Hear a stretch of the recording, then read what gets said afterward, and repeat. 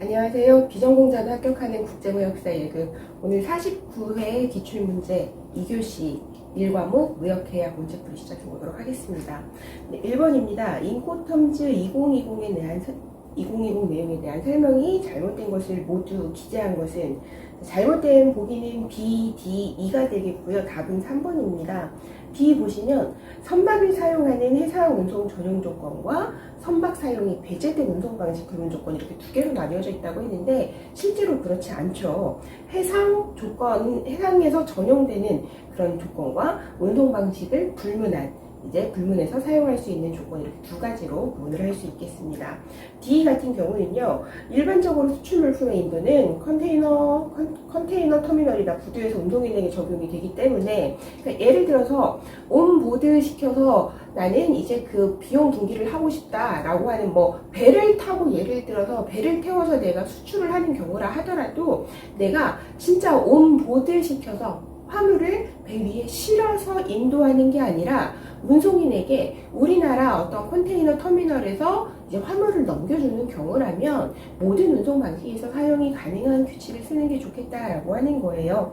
그래서 이제 D도 틀린 보기가 되겠고, 우리 인코텀즈 규칙에서는 이러한 경우에 FCA라든가 CPT라던가 CIP 이런 것들을 사용을 하도록 권고를 하고 있습니다. 이 보시면 이제 인코텀즈 같은 경우에는 위험 이전에 분기점도 정하고 있고, 가격 이제 비용 분담이 어디서부터 누구에게 이제 넘어가는지도 정하고 있죠. 그래서 우리 무역계약 조건 중에서 인도 조건이라기보다는 가격 조건에 해당한다가 맞겠습니다. 다만 이제 주의할 것은 단순한 가격 지표만을 뜻하는 것은 아니다라고 하는 거지, 가격 조건인 것은 맞겠다. 그래서 답은 3번이 되겠습니다. 2번입니다. 인코텀즈 2020에서 매도인과 매수인의 역할에 대한 설명이 잘못된 것은 답은 2번이고요. 2번 보기 한번 고쳐보도록 하겠습니다. DDP 조건은 매도인이 수입관세를 비롯한 제세를 부담을 하고 통상 매수인 측의 영업소나 물류창고에 도착된 운송수단으로부터 양하는 하지 않는 거죠. 인코텀즈에서 양하의 의무를 부여하고 있는 것은 DPU가 유일했다라고 하는 점 다시 한번 떠올려 보시면 좋겠습니다. 3번입니다. 인코텀즈 2020의 조건을 그룹화하여 설명한 내용이 올바른 것을 모두 기재한 것은 올바른 보기는 B, C, D가 되겠고요. 자, A 보시면 수출 물품 가격에 운임을 포함하여 견적하는 조건, 이거는 C로 시작하는 규칙과 D로 시작하는 규칙이 되겠죠. 자, E 보시면 수입 통관이 매도인, 판매하는 사람의 의무인 그런 조건은 DDP 딱 하나 있었다 해서 3번의 답은 3번이 되겠습니다. 자, 4번입니다. 인코텀즈 2020의 FCA 조건에 대한 설명이 잘못된 것을 고르라고 하고 있어요. 잘못된 것은 4번이고요. 인도 장소가 기타 장소인 경우에 FCA 같은 경우에는 인도 정도가 매도인의 영업 구내인 경우가 있었고, 영업 구내가 아닌 기타의 장소 이렇게 두 군데가 있었죠. 이 경우에 FCA 규칙에서 자기 물품을 트럭 같은 데다 실어서 자기 영업장소를 떠나서 다른 곳에서 물품을 인도하기로 한 매도인은 자신의 어떠한 이제 운송수단에서 예를 들면 트럭에서 물품을 양하지 않고 인도를 했다 해서 답은 3번이 되겠습니다. 자, 5번입니다. 인코텀즈 2020 조건에 대한 설명이 올바른 것을 고르라고 하고 있어요. 올바른 보기는 4번이고요. 1, 2, 3번 고쳐보겠습니다. 1번 CIP 조건에서 매도인은 수출 통관 의무를 부담을 하고, 그리고 매수인이 아니라 매도인이 되겠죠. 역시 매도인이 수출국에 의해서 강제되는 선적점 검사에 드는 비용을 부담한다.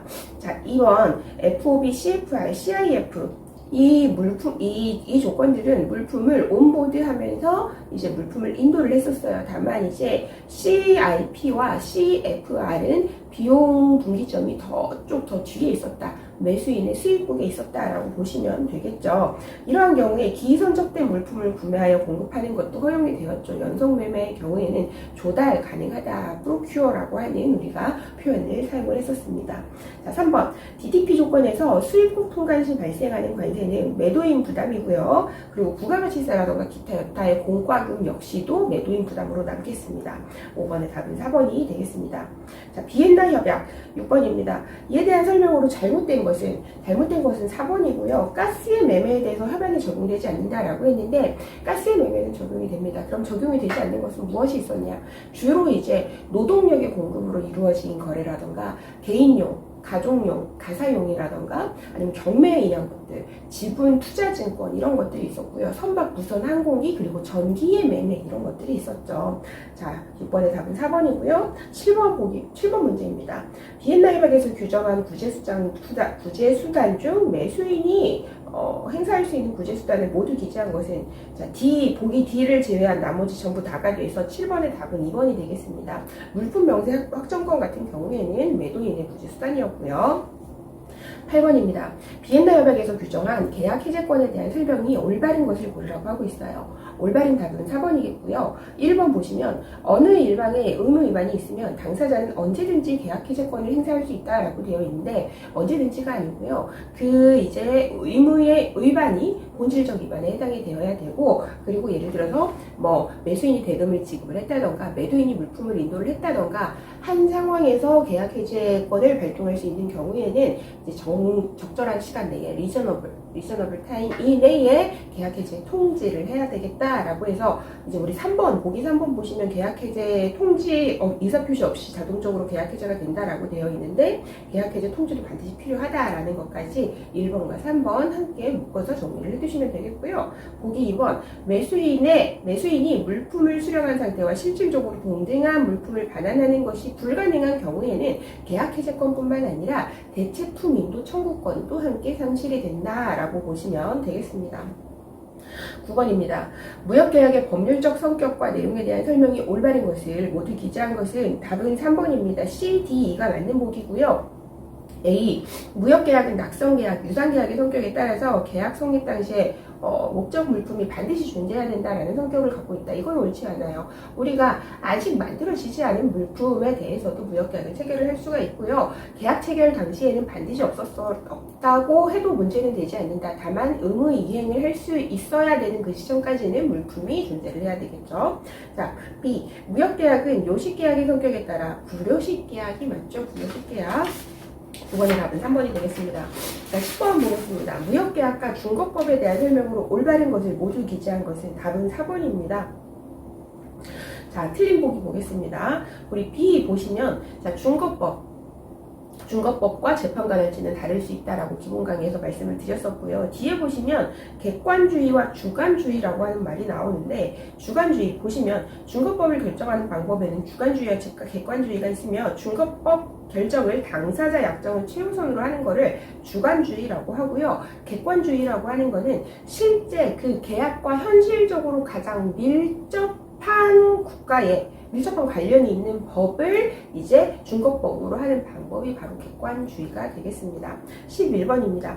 무역계약의 주요 법원과 내용 및 재정기관에 대한 연결이 잘못된 것을 고르라고 하고 있어요. 답은 3번이 되겠고요. 뉴욕 컨벤션 같은 경우에는 중재 판정의 효력이 타 국가에서도 이제 집행이 가능하도록 이제 유지가 되도록 어떤 이제 집행력을 부여를 하는 거죠. 그 유엔이 아니라 유엔 국제무역법위원회 은시트랄이라고 하는 곳에서 제정을 했었다.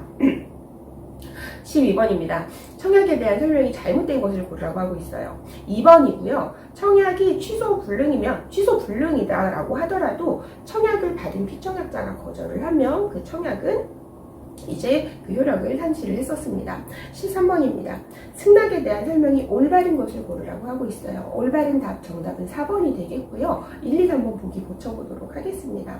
자, 승낙 역시도 보기 1번 발신주의가 아니라 도달주의를 택하고 있었죠. 그리고 2번 승낙은 청약에 대해 명백하게 동의를 표시하는 진술을 하여야 하며 행위에 의해서도 이제 승낙의 효력이 발생이 됐죠. 그리고 그 행위를 한 시점에 승낙이 이루어진 것으로 보았다라고 이야기를 했었습니다. 3번 청약의 내용에 조건을 붙이거나 청약의 내용을 일부 변경해서 하는 이사 표시는 이제 반대 청약 카운트 오퍼라고 해서 승낙으로 인정이 되지 않았었죠. 14번 보겠습니다. 청약과 승낙의 방식 중에서 무역계약의 성립으로 연결되지 않는 것을 고르라고 하고 있어요. 자, 뭐 이제 1번은 행위에 의한 승낙, 2번은 뭐 승낙의 이사 표시가 확실히 나와 있고요. 3번도 행위에 의한 승낙입니다. 4번 같은 경우 보시면 14번의 답은 4번인데요. 영국의 매수인이 발행한 청약에 대해서 한국의 매도인이 물품의 환정을 허용하는 것. 자, 우리 운송과 관련된 것, 대금 지급이라던가 운송이라던가 당사자의 어떤 임무 이행 이런 것들과 관련된 변경은 주요한 이제 내용의 변경이라고 해서 이러한 것들이 이제 반대 청약으로 이제 취급이 되었었고 이번 승낙에 해당하지 않는다라고 이야기를 했었습니다.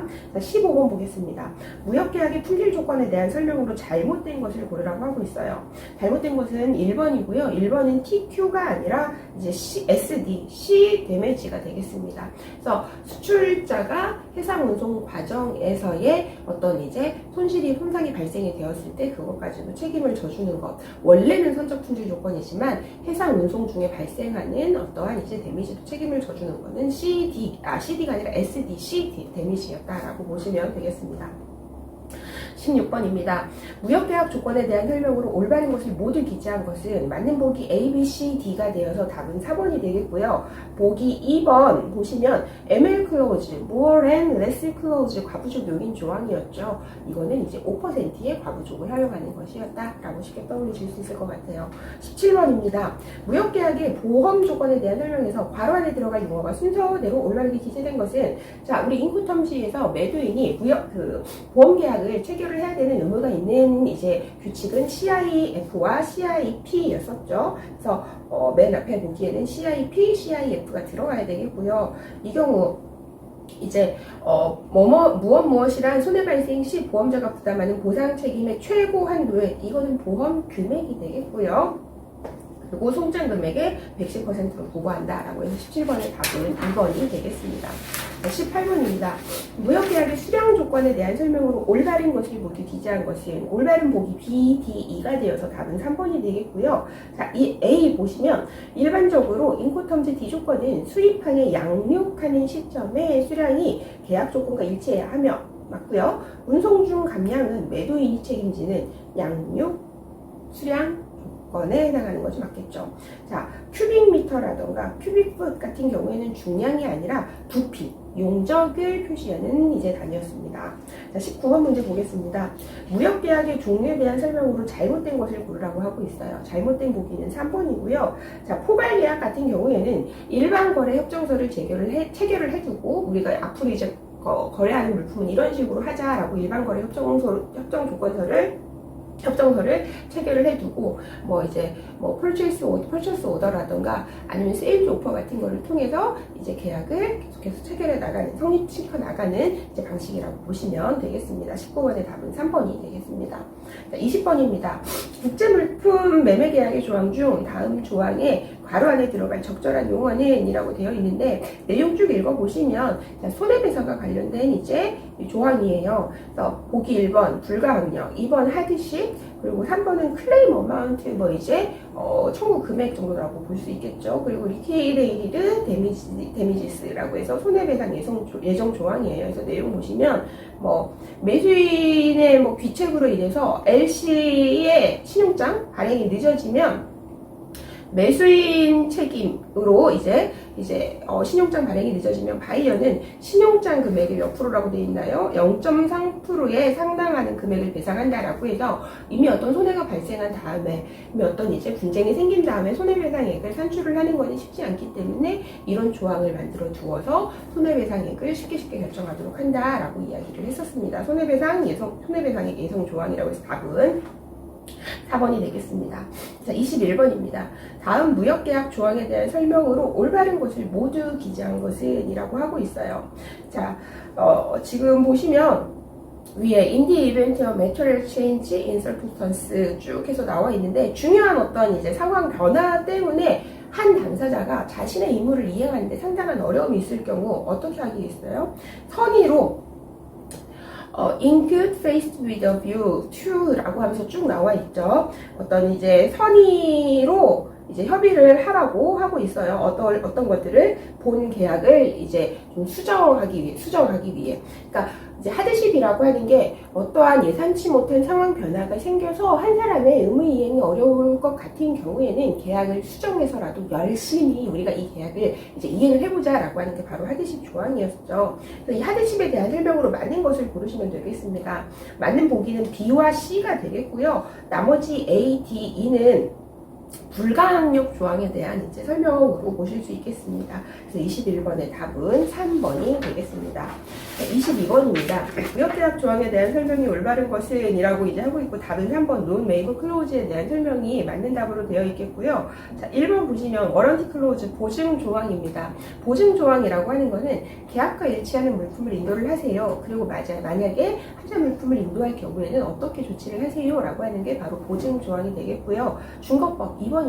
고버닝 로 같은 경우에는 어느 국가의 법률을 중거법으로 둘 것인지에 대한 이제 조항이 되겠죠. 자, 그리고 4번 권리침해 조항에 대한 내용입니다. 권리침해 조항 같은 경우에는 예를 들어서 매수인이 매도인에게 뭐 미키 마우스 그림이 그려진 컵을 나에게 제조해서 판매해 주세요 라고 했더니 매도인이 그 미키 마우스가 그려진 텀블러를 제조를 해서 매수인에게 판매를 한 거예요.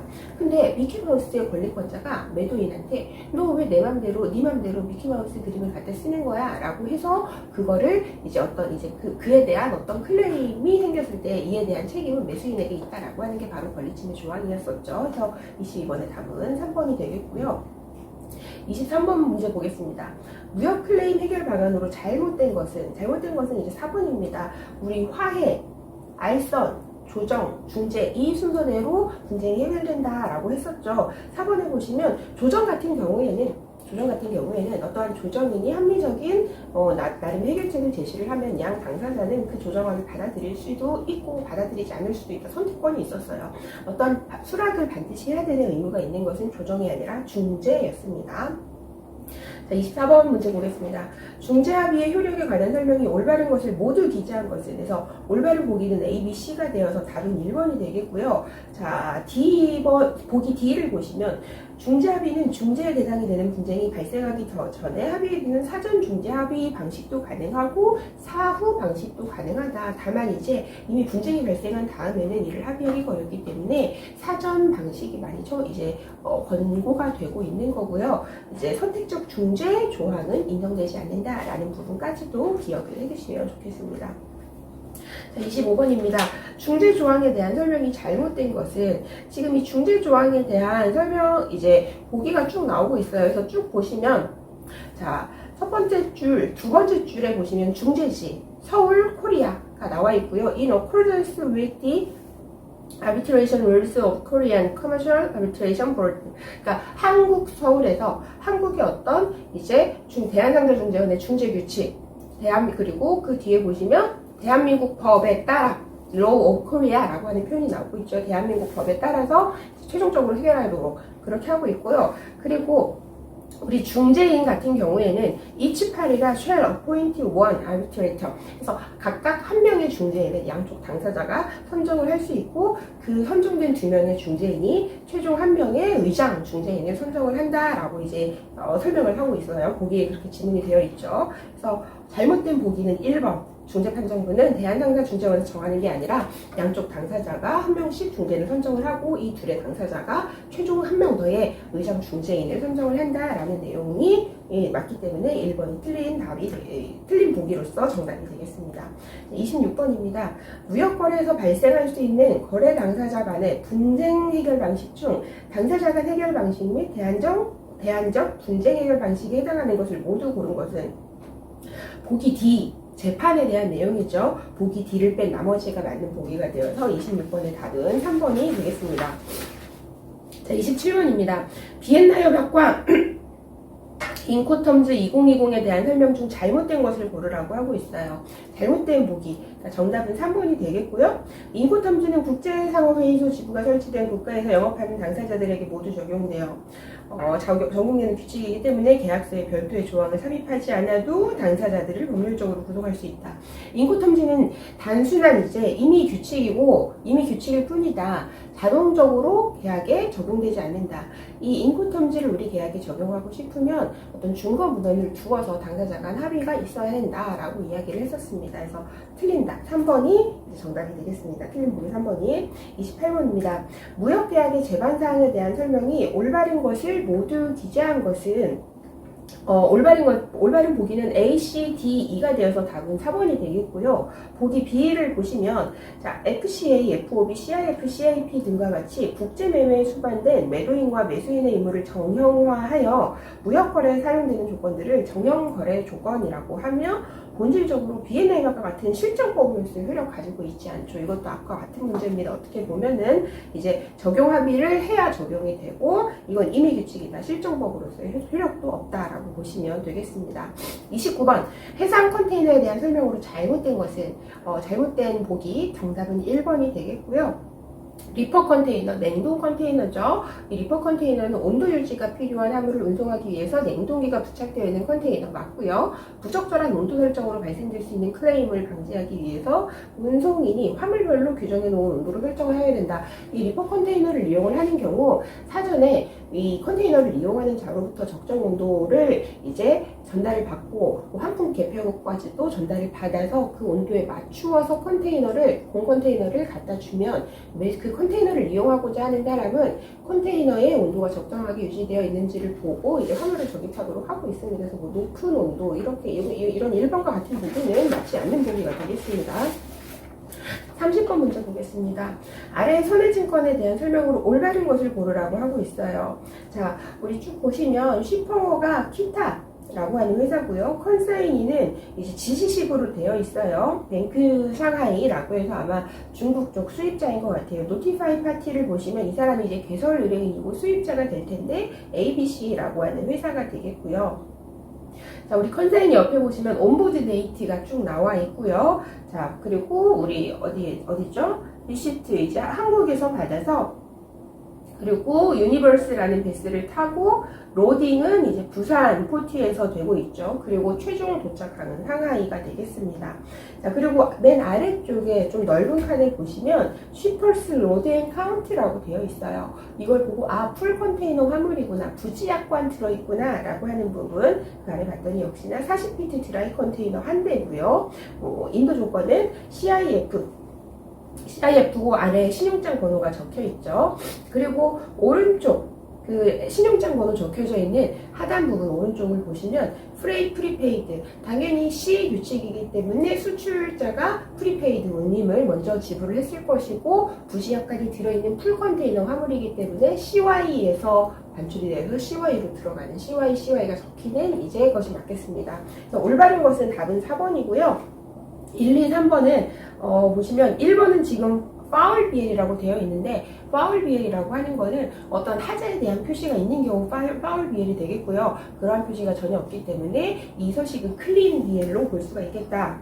자, 2번 보시면 FCL 화물이 본선에 선적된 2번 방금 내용이었네요. 1번 보기 보시면 신용장 거래에서 달리 규정하지 않는 한 선해증권상의 시퍼와 노티파이 파티는 각각 베네피셔리와 어플리컨트가 아니죠. 시퍼 같은 경우에는 우리 신용장 통일 규칙에서도 반드시 어떤 수익자일 필요는 없다. 내가 물건을 사서 중국으로 수출을 하는데 내가 아니라 미국에 있는 탐한테 내가 물건을 사서 탐한테 야 중국으로 물건 실어 이렇게 할 수도 있는 거고요. 그리고 뭐 꼭 탐이 아니더라도 우리 국내에 있는 다른 이제 실제 생산자 제조자에게 물건을 실어달라고 이야기를 할 수도 있겠죠. 보기 3번 보시면 수하이는 XYZ 쇼핑으로부터 물품을 인수한 후 그 물품과 수량이 선화증권상에 기재된 것과 상이한 경우 운송인에게 클레임을 제기할 수 있다라고 되어 있는데 부지약관이 적혀 있기 때문에 이 부분 운송인은 컨테이너에 그 물품을 판매하는 매도인이 자기가 알아서 물품 다 넣은 거예요. 그런 경우 이렇게 부지약관이 들어있는 경우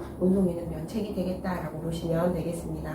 31번입니다. 운송 서류에 대한 설명으로 올바른 것을 고르라고 하고 있어요. 답은 4번이고요. 1, 2, 3번 한번 고쳐보도록 하겠습니다.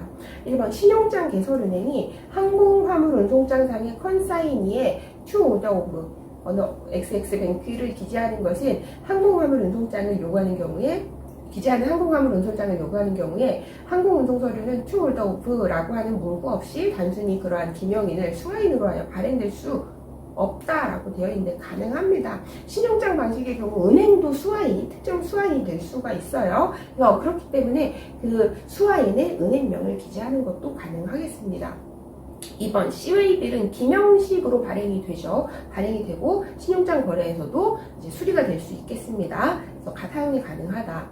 자, 서렌더 비엘은 권리 포기 선화증권이라고 해서 유통성을 포기하고 권리 증권성을 이제 포기하는 이제 그런 서류가 되겠습니다. 31번의 올바른 보기는 4번이 되겠고요. 32번 항공화물 운임에 대한 설명으로 잘못된 것을 모두 기재한 것은 잘못된 보기는 A, B, E가 되겠습니다. 기본 A, 기본 요율은 100kg 미만이 아니라 45kg으로 이제 고쳐주시면 되겠고요. B, 항공운임은 해상운임과 같이 전 세계가 US 달러로 결제하고 있다라고 되어 있는데 보통 항공화물 운임은 수출국 통화로 이제 현불로 지불하는 것이 원칙이다. 수출국 통화 이렇게 보시면 되겠고요. 2, 일반 화물은 운임 산출 중량에서 실제 중량에 의한 방법만 아니고요. 차저블 웨이트라고 해서 실제 중량과 부피 중량 중에 더 큰 거를 이제 운임 산출할 때 적용을 하도록 하고 있죠. 그래서 32번의 답은 3번이 되겠습니다. 자, 33번입니다. 복합운송 및 복합운송증권에 대한 설명으로 잘못된 것을 모두 기재한 것은 잘못된 보기 C, D, E가 되어서 답은 4번이 되겠고요. 복합운송증권은 본선이 화물에 선적된 이유뿐만 아니라 수취한 후에도 발급이 가능하고 일반적인 선화증권 양식은 운송구간, 표시방법 등이 부적합하여 복합운송증권으로 사용할 수 없으므로 피아타가 제정한 피아타 비엘만 아닙니다. 피아타 비엘이 아니라 일반 이제 다른 서식으로도 사용이 가능하겠고요. 선사는 해상운송만 수행하고 운송주선인 프레이 포워더가 복합운송을 수행한다라고 하고 있는데 선사에서도 복합운송 주선은 가능하겠습니다. 34번입니다.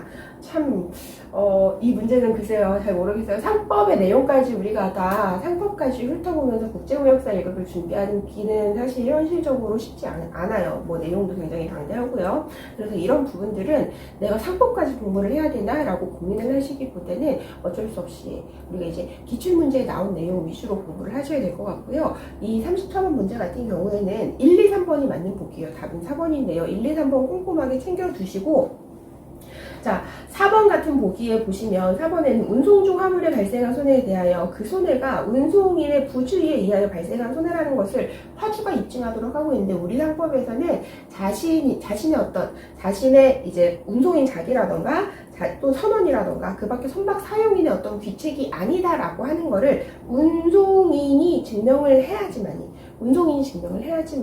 어떤 배상 책임으로부터 면책이 되도록 상법에서는 규정을 하고 있습니다. 그래서 34번 문제 같은 경우에는 이미 한번 이제 출제가 이렇게 되었기 때문에 바로 다음 회차는 불이가 될 수 있을지 모르더라도 이후 회차에서 비슷한 문제가 출제될 수 있기 때문에 같이 정리를 이제 물론 이 영상을 보시는 분들은 다 합격을 하시겠지만 정리를 잘 해두시면 좋을 것 같아요. 자, 35번 문제입니다. ICC 1182. 그러니까 이거는 신약관이죠. 이 설명으로 잘못된 것을 고르라고 하고 있어요. 답은 4번이고요. 항해에 부속된 육상운송 중에 육상운송의 전복, 육상운송용구의 전복, 그리고 탈선의 위험은 해상 위험이 아니므로 A 조건에서도 특약에 담보된다. 자, 이 육상 운송 용구의 이제 전복이라던가 탈선 이런 거는 ICC 규칙에서도 우리가 담보를 하고 있었어요. 그러면서 우리가 이제 본 강의에서 펑 하고 터지면 우르르 해서 쾅 도망가서 이제 조공 투하 이렇게 하면서 요거는 ICC C 규칙, ICC C 조건에서도 이제 담보 위험에 해당한다라고 이야기를 했었죠. 그 부분 떠올려 보시면 이제 좋겠습니다. 자, 36번입니다. 다음 중 해상보험 계약에 대한 설명으로 올바른 것을 모두 기재한 것은 올바른 보기 A, B, D, E가 되어서 답은 4번이 되겠고요. 보기 C를 보시면 해상보험 계약은 손해보상 계약이고 실손보상의 원칙이 적용된다. 여기까지는 맞아요. 근데 실무적으로 완벽하게 실손보상이 이루어지기가 사실 어려워요. 우리 기평가보험증권이 보통 이용이 많이 되는데 기평가보험증권 같은 경우에는 보험증권의 보험 가액이 기재가 이제 되는 보험이거든요. 이런 기평가보험이 이용이 되는 경우는 완벽한 보상은 좀 어렵겠다라고 이렇게 보시면 되겠습니다. 그리고 꼭 이렇게 기평가보험을 예를 들지 않아도 실손보상의 원칙이라고 했을 때 보험증권에 기재된 금액을 가지고 보상을 하는 데 있어서 정확하게 무언가를 반영하고 손해액을 정확하게 산출을 해서 보상을 하는 게 사실은 현실적으로 쉽지 않다라고 우리가 상식적으로 떠올려 봤을 때는 예상을 할 수 있겠죠. 자, 37번입니다. 한국의 기타 상사는 미국의 ABC와 FOB 부산 포티 조건으로 수출 계약을 체결한다. 이 경우 해상보험 계약과 관련한 설명 중 올바른 것은, 자, 일단 FOB 부산으로 그 계약을 체결을 했어요. 그럼 수출자는요, 온보드하는 시점까지가 자신의 위험 부담이 되기 때문에 굳이 둘 다 보험 계약義務는 일단 없습니다. FOB이기 때문에 그 수출자도 수입자도. 다만 이제 위험 분기점이 있어서 수출자는 자기 구간에 대해서 굳이 자기가 필요하고 원한다면 보험 계약 체결할 수 있겠고, 수입자도 온보드된 시점 이후부터 자신의 위험 부담에 대해서 내가 굳이 하고 싶으면 의무는 없지만 보험 계약은 체결할 수 있다. 이렇게 이해를 하시면 되겠고요. 그래서 답은 4번이 되겠습니다. 4번. 자, 38번입니다. ICC 63 구약관이죠. 구약관에서의 수송약관에 대한 설명으로 잘못된 것은 답은 1번이겠고요. 운송인에게 보험 목적물의 인도 여부를 불문하고 보험증권 발행일부터 보험자의 보상 책임이 시작된다. 자, 우리 보험 개시일 구약관에서는요, 운송 개시를 위해서 물품이 최초로 이제 떠날 때가 되었죠. 떠날 때 이때 이제 보험 개시일이 되었었고, 구약관에서요. 신약관에서는 물품이 운송이 되려고 최초로 움직일 때 보험 개시가 되었다라고 이제 구약관과 신약관을 함께 비교를 해서 정리를 해주시면 더욱 좋을 것 같아요. 자, 39번. 자, 구약관의 FPA 조건으로 부부한 경우 FPA 분손부담부 조건이죠. 이 경우 아래 순위 중 보험 보상이 되지 않는 것을 모두 기재한 것은, 자, 답은 3번입니다. A, B, E가 일단은 보상이 되지 않아요. FPA는 분손부담부 조건이라고 해서 원칙적으로는 전손에 대해서 이제 어떤 보상 책임을 이제 가지도록 보험자가 보상 책임을 가지도록 하고 있는데요. 훼손 중에서도 선박의 좌초라던가 침몰이라던가 화재로 인한 단독 훼손이라던가 공동훼손 같은 경우, 그리고 어떤 비용, 뭐 이제 확장 담보라고 해서 손해방지 비용이라던가 부조 비용, 특별 비용, 이러한 것들은 이제 FPA에서 담보를 하고 있었다. 원칙적으로는 전손. 근데 이제 훼손이라던가 확장 담보를 통해서 일부의 분손이라던가 비용 손해도 보상이 되고 있었다라고 그렇게 보시면 되겠습니다. 자, 40번입니다. 가판적 약관이죠. 언더클로즈 약관에 대한 설명으로 올바른 것을 고르라고 하고 있어요. 답은 2번입니다.